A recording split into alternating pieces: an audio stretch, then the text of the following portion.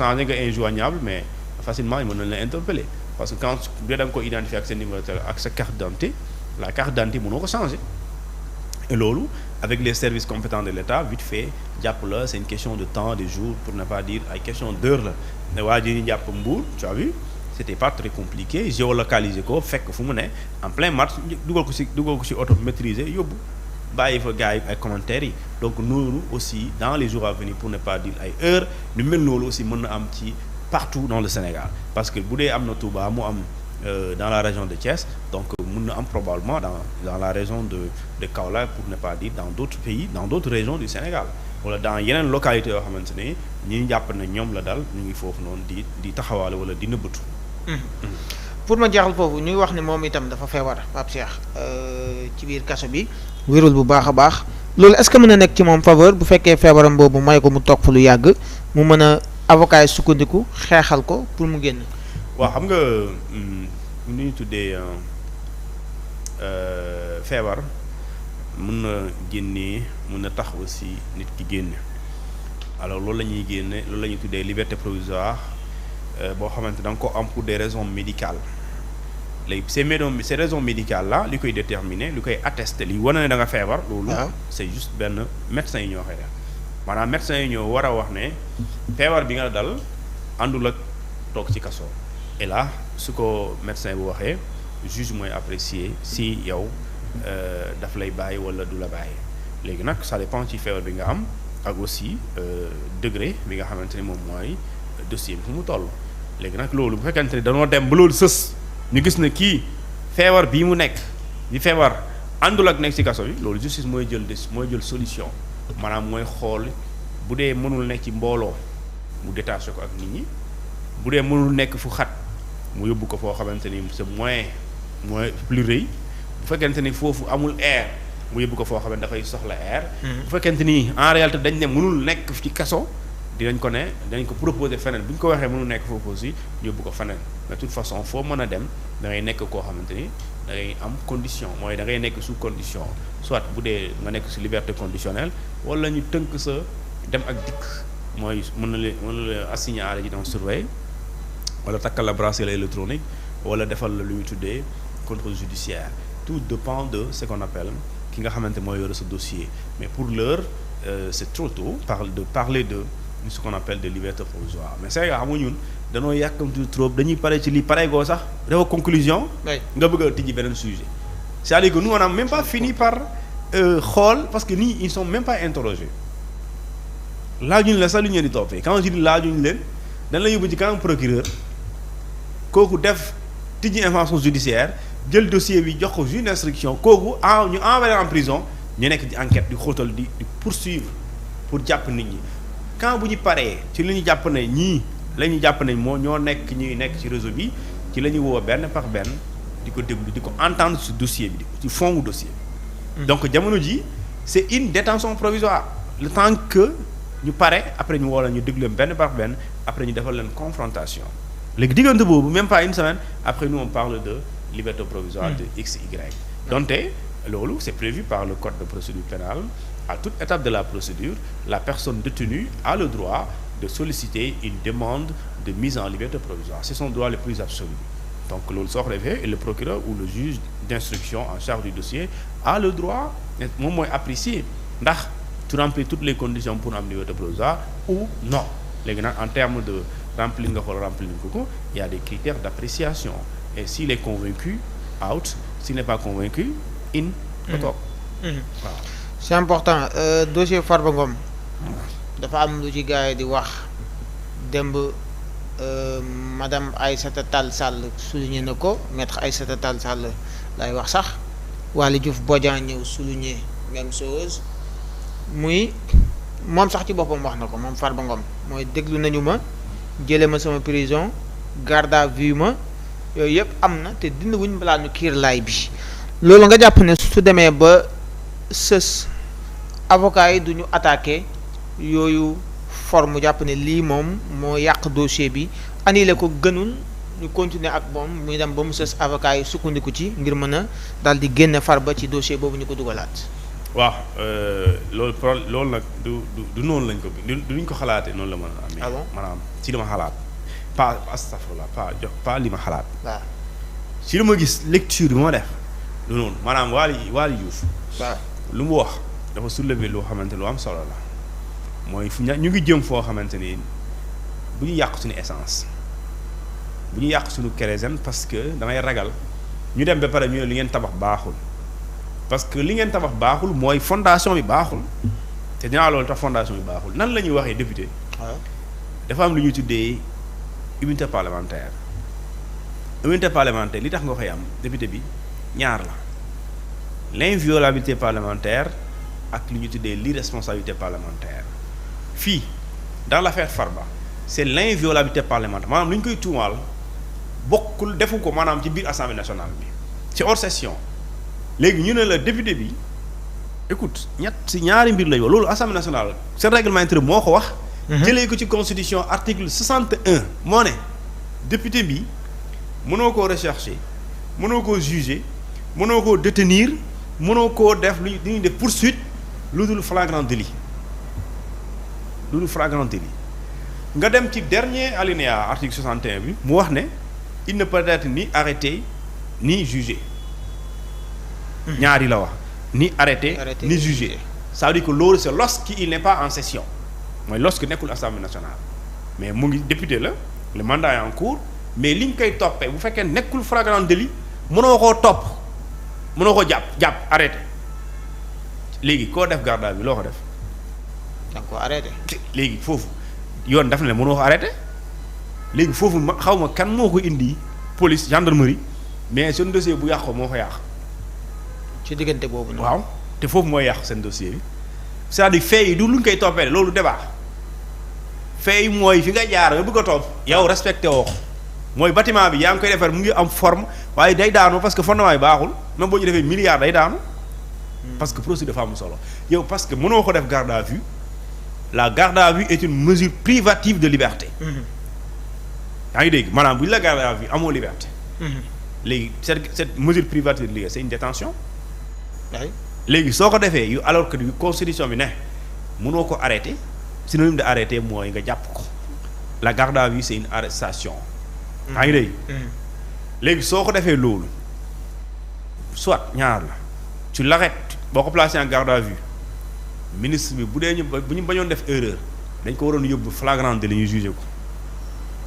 ok waaw parce que dans ce cas ñaar yooyu moo ànd garde à vue parce que c'est un flagrant délit mais mënoo ko def garde à vue ba pare demander levée immunité parlementaire. waaw léegi ñaar yi mënul ànd si c'est en garde à vue su dee dañ koo topp avant la levée de l'immunité parlementaire c'est parce que da nga jàpp ne li nga koy toppee c'est flagrant maintenant su fekkente li nga ko jàpp nga du flagrant amuloo pour topp ko avant nga dindi immunité parlementaire bi ça veut dire que sinon boo ko defee da ngay def la charrue avant le bœuf et la réalité aussi c'est ça on a mis les charrues avant on a mis la charrue avant le bœuf maa yow da nga defar mbir mi nga ne nag yi dem leen alors que da nga war a defar ba pare nag yi soo ko bouger léegi kon ça veut dire que réveil immunité parlementaire bi démb bu amee rek garde à vue bi warul am wala garde à vue bu amee rek waroo demander lever immunité parlementaire parce que da nga jàpp ne li nga koy reprocher c'est du flagrant maanaam c'est en flagrance la ko defee et si c'est en flagrant yoon daf ne on n'a pas besoin de lever une immunité parlementaire d'un député. léegi nag foofu mooy doon problème bi te bu ñu demee chambre d'accusation bii juge bu fa nekk ragal naa mu mooy leen bàyyi leen jàmbur respecté woon ay droit am te am na koo xamante ni c'est un magistrat de Pastef. quand je dis magistrat mooy koo xamante ni ancien magistrat la. waaw d'accord procureur de la République d'ailleurs. waaw dafa maandu.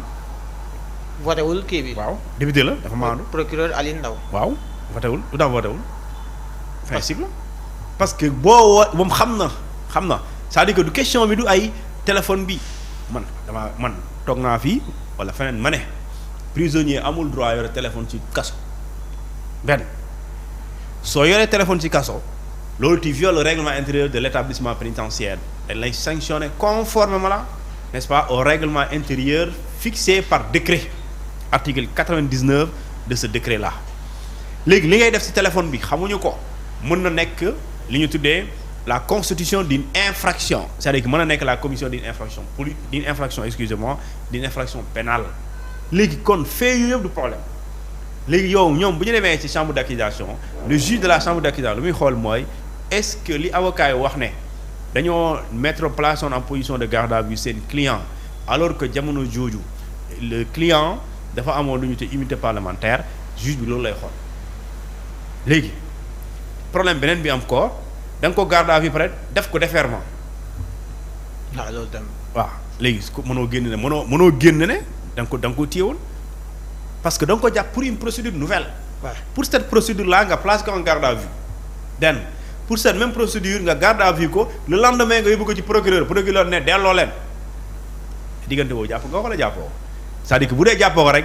kon waxal ne mu ngi woon famille spéciale ne ko foofu.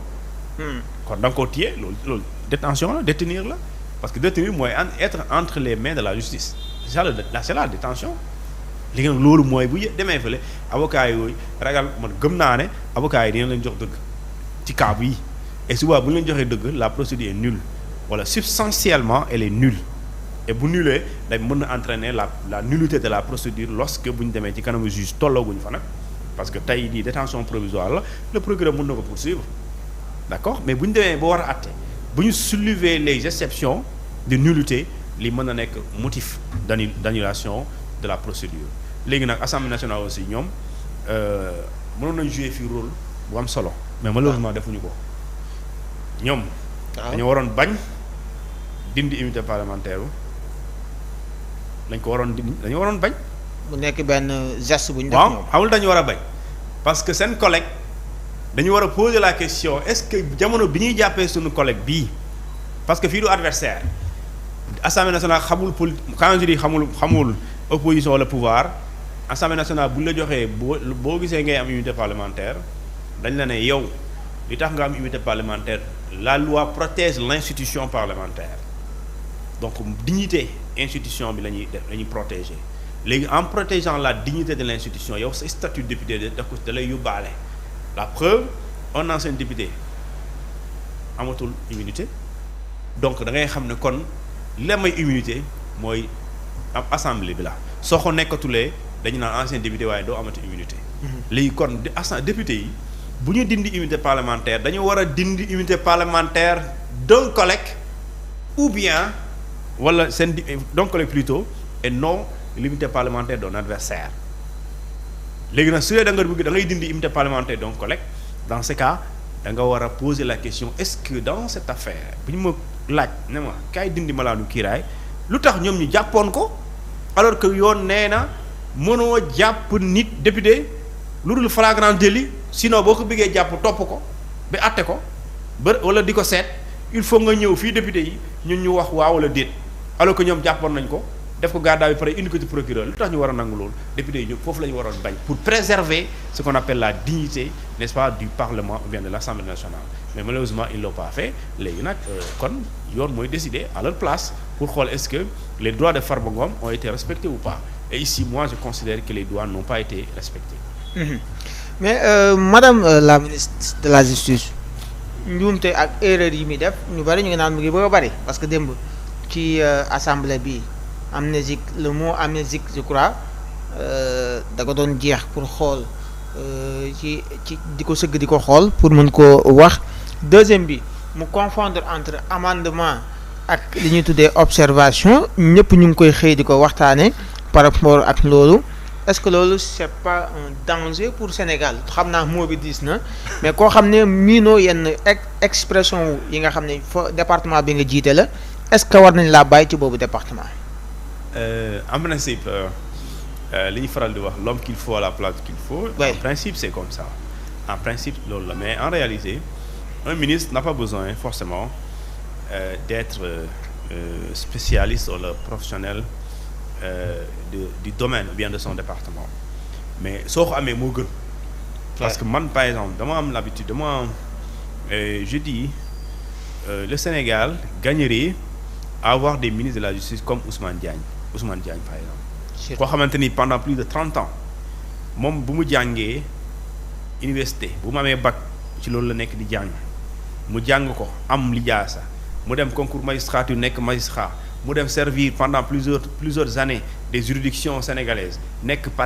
parquetier nekk également ñoo xamante ne avocat général am expérience bu kawe boo xamante ni ñëpp xam nañ ne kii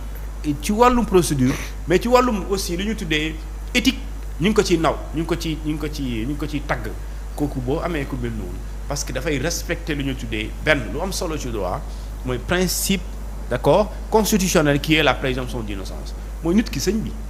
ëpp na nga nekk ministre de la justice taxaw di charger nit loolu baaxul sëñ bi. léegi kan boo nekkee di charger nit léegi ñun kan mooy respecter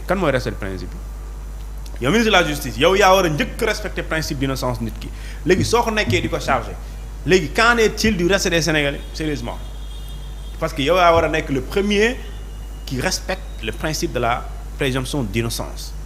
yaa d'accord mën nga wax nit parce que par exemple madame le ministre amuloon pour tudd Farba day seetaan xawma lan ay film loolu procureur dina wax ci kanam doo ko mës a dégg ci loolu parce que waru ko wax yaa ngi dégg même bu dee day topp nit kooku ñu ne dañ ko fekk muy tëdd ak diw ak ni mu ko doon tëddee procureur du dugg ci loolu naan woy tëdd na ak moom après sol nañu yére déedéet yoonam nekk fekk nañ maanaam moom li mu wax mooy fekk nañ ko muy def acte nangam point tout le reste ay commentaire moom du ci dugg du commentaire ministre de la justice aussi amul pour dugg foofu léegi nag comme ni nga ko waxee bon ce qui est une question d'appréciation en tout cas on aurait aimé avoir une meilleure ministre de la justice voilà sans mu dugg si on aurait aimé avoir une meilleure ministre de la justice waaw je dis pas que elle n'est pas bonne mais on aurait aimé avoir une meilleure ministre de la justice waaw comme pour par exemple avoir ministre de la justice comme Ousmane Diagne ba loolu je dis bien gouvernement bu ko am chance la si yow waaw léegi nag moom chance bi mooy dina lépp lu war a jaar yoon dina jaar yoon waaye boo bëggee moom mu defal mu jiital mu def ci mbirum politique loolu moom doo ko am léegi te gouvernement moom dafay am li ñu tuddee une mission éminemment politique te moom mën na ci dem waaye da ciy dem ak maandu te bi mooy moom dafa am lu ñu ko jàngal ñu ne ko procédure ñu ne ko règle respecter droit wu jàmbur mënoo bëgg réclamer justice bëgg a doxal justice ba pare di créer injustice mënu nekk c'est impossible alors en tout cas ñu ngi lay gërëm bu baax monsieur Demba Thioune yeneen tomb yi dana gën a leer ci yeneen jotaay yi amaat ci kanam tuuti Teranga Actu yi yora aussi en direct fële ca procureur buy def point de presse di ngeen ko mën a am ci seen Teranga TV en ce moment ci kanam tuuti di ngeen am direct ci assemblée nationale bi donc Thioune ñu ngi lay gërëm bu baax a baax. merci di la jaajëfal di la dig daje prochainement jërëjëf. donc prochainement ci beneen Actu Plus di leen gërëm bu baax a baax ma jox leen dig daje man suba ci matinal bi à partir de 8h Fama.